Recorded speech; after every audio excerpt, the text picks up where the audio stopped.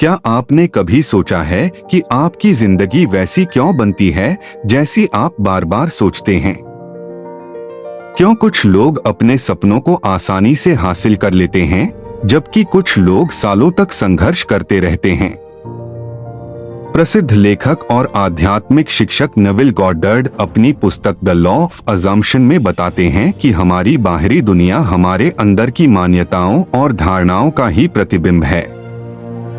यदि आप यह मान लेते हैं कि आप सफल हैं, अमीर हैं, खुश हैं और अपने सपनों के योग्य हैं, तो धीरे धीरे पूरी दुनिया उसी विश्वास के अनुसार बदलने लगती है। इस पुस्तक का सबसे बड़ा संदेश है, जो आप अपने बारे में मानते हैं वही आपकी वास्तविकता बन जाता है। अधिकांश लोग अपनी वर्तमान परिस्थितियों को देखकर विश्वास करते हैं कि वे कुछ नहीं कर सकते, लेकिन नेविल गॉडार्ड कहते हैं कि आपको पहले अपने मन में वह व्यक्ति बनना होगा जो आप बनना चाहते हैं। यदि आप लगातार यह मानते रहेंगे कि आप असफल हैं, तो आपकी जिंदगी भी उसी दिशा में जाएगी।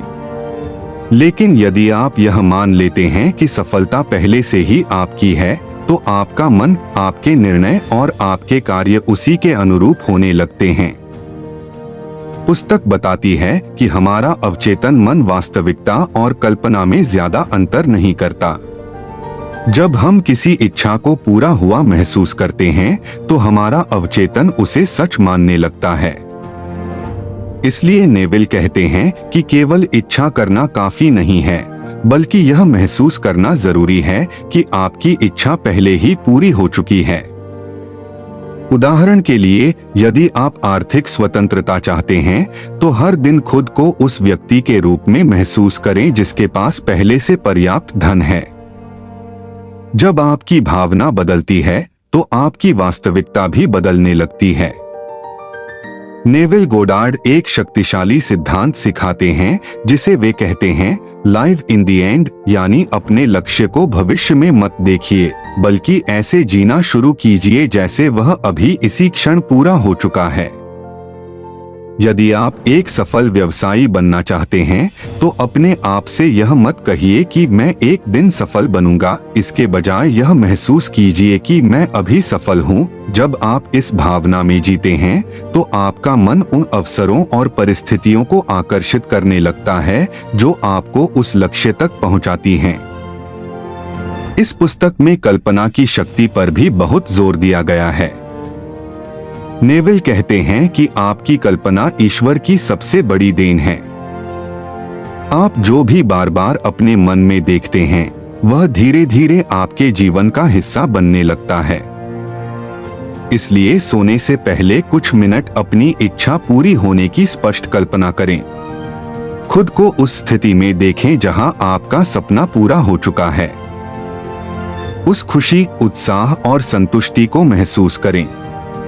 यही भावनाएं आपके अवचेतन मन में नया विश्वास पैदा करती हैं। पुस्तक यह भी सिखाती है कि हमें अपनी नकारात्मक धारणाओं को बदलना होगा। कई लोग मानते हैं कि वे भाग्यशाली नहीं हैं, वे सफल होने के योग्य नहीं हैं या उनके लिए अवसर नहीं हैं। यही सीमित मान्यताएं उनकी प्रगति को रोकती हैं। नेविल कहते हैं कि यदि आप अपनी धारणाएं बदल देंगे, तो आपकी दुनिया भी बदल जाएगी। इसलिए अपने बारे में नई सकारात्मक मान्यताएं बनाइए। हर दिन खुद से कहिए, मैं योग्य हूं, मैं सफल हूं, मैं अपने सपनों को हासिल कर सकता हूं। द लॉ ऑफ अजम्पशन यह भी बताती है कि धैर्य और विश्वास बहुत महत्वपूर्ण हैं। जब आप कोई नई धारणा अपनाते हैं, तो परिणाम तुरंत दिखाई नहीं देते। लेकिन यदि आप अपने नए विश्वास पर टिके रहते हैं और संदेह नहीं करते, तो धीरे धीरे परिस्थितियां आपके पक्ष में बदलने लगती हैं। इसलिए बीच में हार मत मानिए और अपनी कल्पना तथा विश्वास को मजबूत बनाए रखिए। इस पुस्तक का एक और महत्वपूर्ण संदेश है कि आप अपने जीवन के निर्माता हैं। आपकी परिस्थितियां, आपके रिश्ते, आपकी सफलता और आपकी असफलता, सब कुछ आपके अंदर की मान्यताओं का परिणाम है।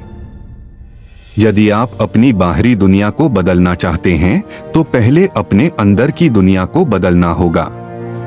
अपने विचार बदलें, अपनी धारणाएं बदलें और खुद को उस व्यक्ति के रूप में देखना शुरू करें जो आप बनना चाहते हैं।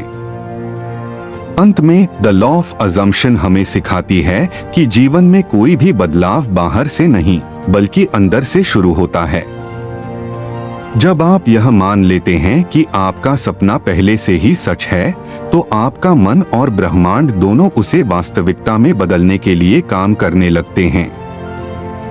इसलिए आज से अपनी सीमित सोच को छोड़ दीजिए, अपने सपनों को पूरा हुआ महसूस कीजिए और विश्वास रखिए कि आप वही बन सकते हैं जिसकी आपने कल्पना की है। क्योंकि जैसा आप अपने बारे में मानते हैं वैसी ही आपकी दुनिया बन जाती है। मैं अरविंद कुमार वर्मा हूँ।